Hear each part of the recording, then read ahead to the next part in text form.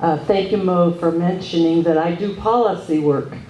I started fishing in '73, and I think maybe I might have done limericks if I hadn't gotten into policy work, because my first limerick was, there once was a fisherman's daughter who fished for more than she oughter.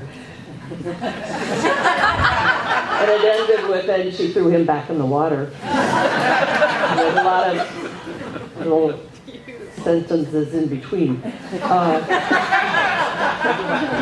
However, yes, being one of the early women in the maritime industry, Mo is right. We did find that there were no criminal penalties when women came and told us that they'd been assaulted or raped. So there is a skipper reporting law, and it requires that skippers report assaults on board their vessels, or skippers could be fined. You probably don't have to worry about that. But after that, then I was working on labeling of seafoods, and I've been doing that for a dozen years. So I first came here in 2003 after speaking at the Public Interest Environmental Law Conference. So I came here on a Sunday morning. And I spoke then about the lack of labeling of colorants in farmed salmon.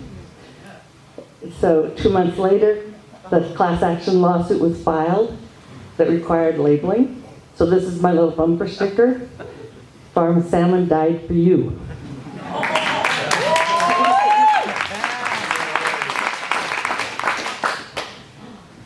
Then the issue is labeling genetically engineered salmon. Unfortunately, we didn't get that initiative passed in Washington. Initiative 522, we came very close. So I hope that you're contacting the FDA and saying to them that genetically engineered foods need to be labeled, because salmon will be the first genetically engineered animal. And the process is really shoddy, this evaluation process for biotech animals. But you know, we can all accomplish things if we do it together.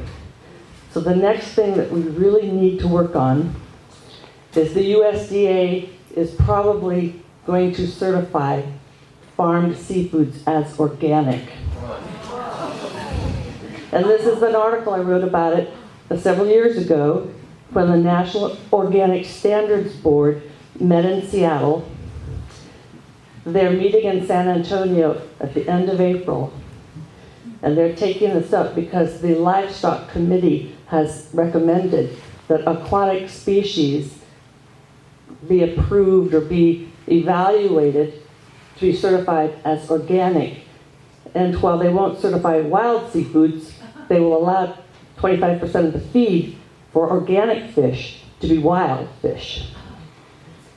So if everyone here contacts the USDA, and you could look for that information, usda.gov/NOSB, the National Organic Standards Board.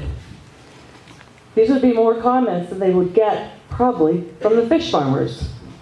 So if every one of you contacts the National Organic Standards Board and says, no way, this violates the fish's natural behavior of swimming to raise them in pens.